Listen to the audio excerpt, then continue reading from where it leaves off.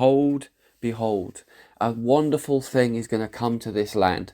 On the eyes of natural man, the church will seem to disappear. Not all of it, but major parts will seem to disappear over this land. There'll be many great churches that will just shut and their doors will remain locked for a very long time. Great big buildings that have been built will remain closed for long periods of time. This is a part of my chastisement. But I will build my church in this land, and it will be beautiful, and it will start in a way that many have felt a call and a beckon for a long time, that it must go back to smaller community groups, house church, and also prayer communities and monastic prayer communities. And I want to say this to the nation of Great Britain, that there will be beautiful living communities of Christians all over this country. To the secular eye, it will look like that much of Christendom has gone, but underneath the radar, she is strong and alive, and she is growing and growing and teeming with life, and will grow and will grow and will grow. And then the time will come where there's so much of my church throughout this land that she will have to re-inherit those buildings that have been locked and closed, and she will inherit them as a gift from me. And I want you to know that this house church movement, that this doing churches in homes and doing churches in small buildings and small places, this is a movement, but it's only for a period of time. This is not the only way of the move of my spirit, because I have great plans for this nation, and I want my church to be a powerful witness and a powerful light as we fast approach the end of days. And so the church will grow so strong that it will become so numerous that it will inhabit many large buildings which will have long been closed. You will inhabit and inherit football stadiums. And in those days, as you must appreciate, there will be leaders that will lead these things. There will be leaders that will oversee swathes of house church networks across this nation. And these people will be important in leading the church both through the dark season in which the church is about to come into because of the great economic shaking that's coming to this nation, but also to have the hindsight and the foresight to see where the church needs to go and leads it back out of the houses, back into the large stadiums and the large buildings. Now, some may say, why in the large places? Why not in the houses? Well, you will always be in houses. There will be meeting, just like in Acts chapter 2, where they gathered daily at the temple, where they received the apostles' teaching. They gathered corporately, but then they went off and did life together in each other's homes.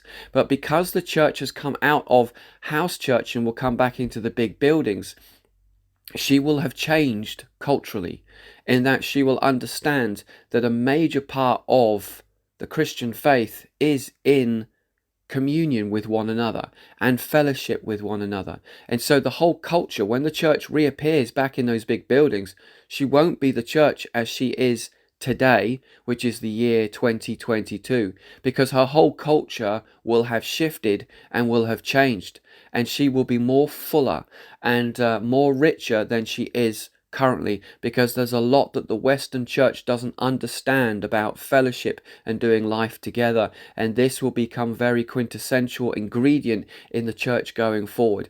But I need to stress this importancy here, is that there will be leaders in these churches. And it will only be a matter of time that, because of the sheer volume of people getting saved, that it's going to take men and women with great vision and great courage to oversee many of these churches and to lead them so that they can come back into the place of strength. Because remember, it's where brothers dwell together in unity commands the blessing. And as the people come together and draw together, then will come a mighty blessing, and will come a revival the likes this country has never witnessed. And there will be a resurgence and a reformation in this country. But much great change will come. I will change the hearts of many people. There are many stiff-necked and rebellious Christians out there that are very locked into a way of thinking about things like, this is the way it has to be done. It's either my way or no way. Well, I will change those people. I will purge those people. And there'll be many that will change their ways and will come into this new way of this lovely, breathing life of the Spirit, where there is unison and unity amongst my people that transcends people's petty denominationalism and petty theologies. This will transcend all of that, because it will be a move of the Spirit, and it will knit people and bind people together in a way that no ecumenicalism could ever do.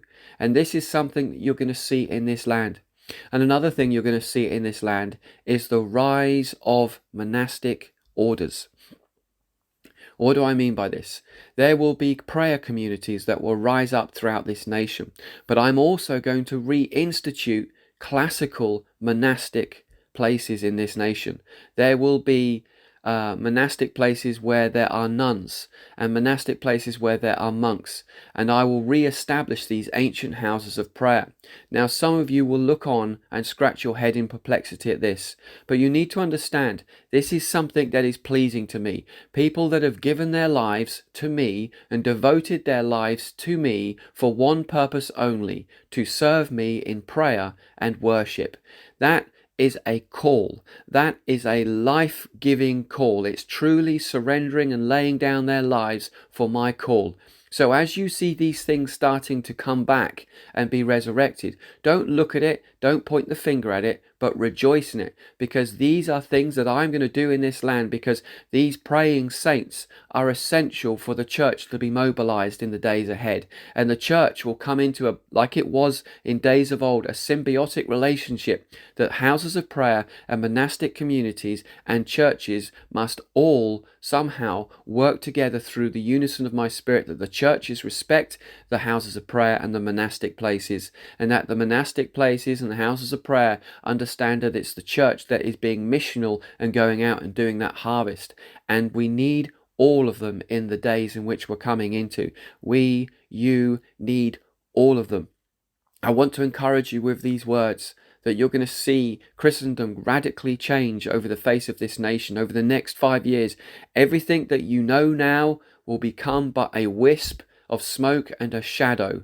Everybody in this nation, everybody, whatever it is you think you know now, what's coming, you will be as nothing compared to what you're coming into. I am going to change people so radically by my Spirit. You're going to see things shift and change in Christendom that you have never even considered or dreamed of, yet there's nothing new under the sun. As you see these things, you will look back throughout your history books and you will rediscover that I've done it before and I'm just doing it again, but you've long forgotten the things and the movements which I've done, and the things that you may have questioned and queried from history and not really understood. You will now see was a move of my Spirit and genuinely is something of the Spirit, and therefore you will change and you will understand. And this is all important as we are moving into the final chapters of Earth's history. At this season, the church must go through a time of purging, but while she's going through the purging, I will purify her, and I will bless her, and I will encourage her, and I will build her, and build her, and build her. But it will be done through home churches and house churches. And then those home churches and house churches will conglomerate and form large communities with wonderful leaders leading those communities. And over them will be other leaders that will bring whole swathes of networks together, so that the whole church in the UK will be more united than it's ever been before. It won't be completely united, because there will always be denominationalism, and there's certain things that are just going to be that way to the end of the age.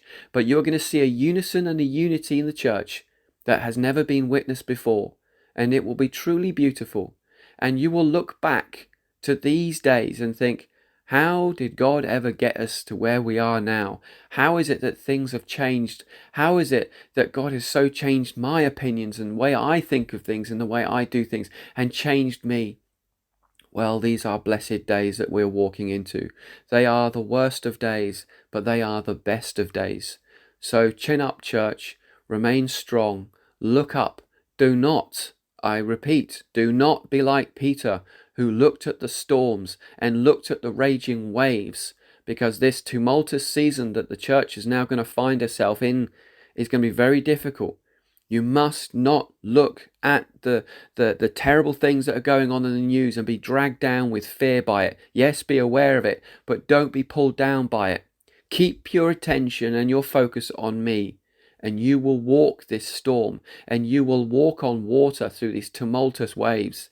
But if you don't, you will go down, and I do not want my people to go down. I want my people to be strong in this hour. I want my people to look to me in this hour and not look to the left or to the right and seeing this institution collapse and that institution collapse. I want my people to be full of faith and not full of fear, because if you are full of fear, you're limiting my help to you. But if you keep your eyes on me and you keep focused on me, then you're becoming unlimited in what I can do for you. God bless you, my church. God bless you, my people. Be blessed, be encouraged, remain strong, and be one. In Jesus' name.